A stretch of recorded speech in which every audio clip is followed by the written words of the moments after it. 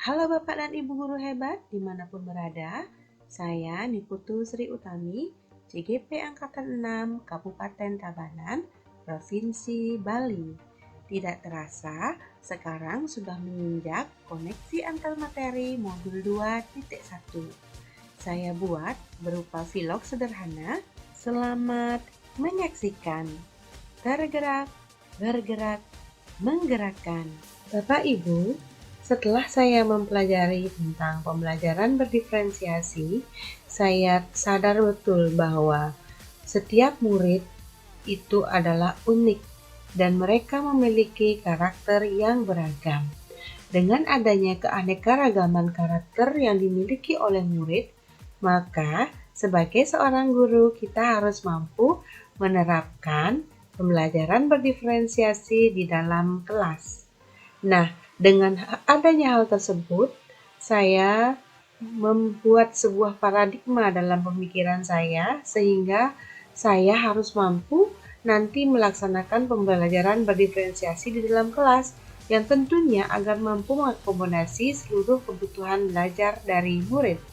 Bapak dan Ibu, walaupun dalam pelaksanaan pembelajaran berdiferensiasi itu tidak semulus apa yang kita bayangkan, karena tentunya akan ada tantangan-tantangan dalam pembelajaran berdiferensiasi. Di sini, sebagai seorang guru yang profesional, kita harus tetap mampu untuk memecahkan segala tantangan tersebut agar pembelajaran berdiferensiasi dapat terlaksana dengan baik. Halo Bapak dan Ibu guru yang hebat, izinkan saya untuk membahas kesimpulan mengenai pembelajaran berdiferensiasi. Setelah saya mempelajari modul 2.1 terkait pemenuhan kebutuhan belajar murid, maka yang dapat saya simpulkan dalam pembelajaran berdiferensiasi adalah pembelajaran yang digunakan di dalam kelas yang tentunya agar dapat mengakomodir seluruh kebutuhan belajar dari murid. Nah, telah kita ketahui bahwa dalam satu kelas tentunya tipe murid yang ada itu beragam. Mereka memiliki keunikan dan karakter yang berbeda. Di sini kita sebagai guru menerapkan pembelajaran berdiferensiasi guna untuk dapat mengakomodir seluruh kebutuhan siswa sehingga pembelajaran yang kita lakukan dapat berpihak kepada murid.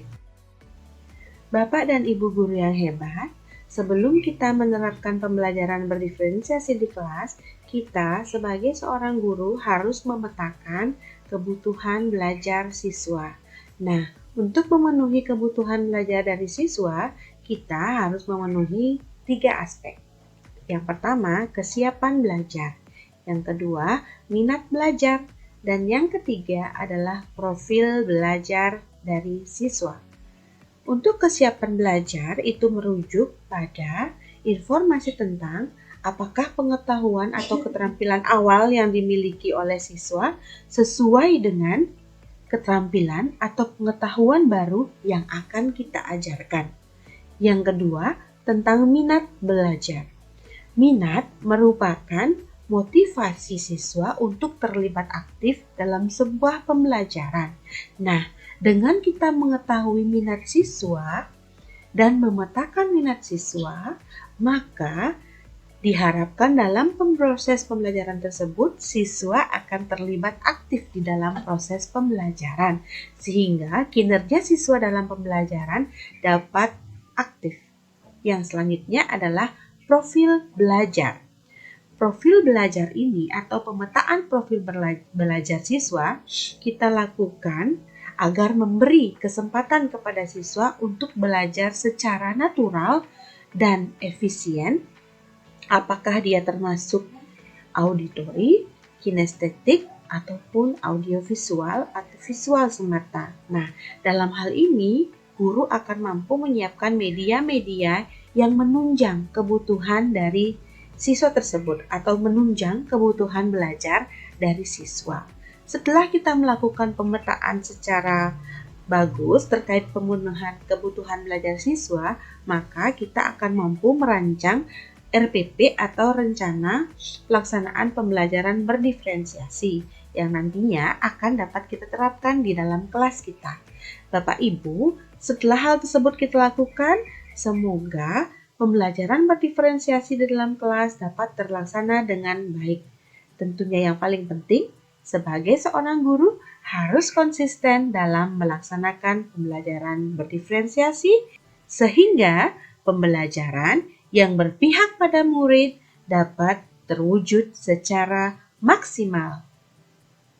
Bapak dan Ibu guru yang hebat, pembelajaran berdiferensiasi mampu untuk memenuhi kebutuhan belajar siswa secara optimal.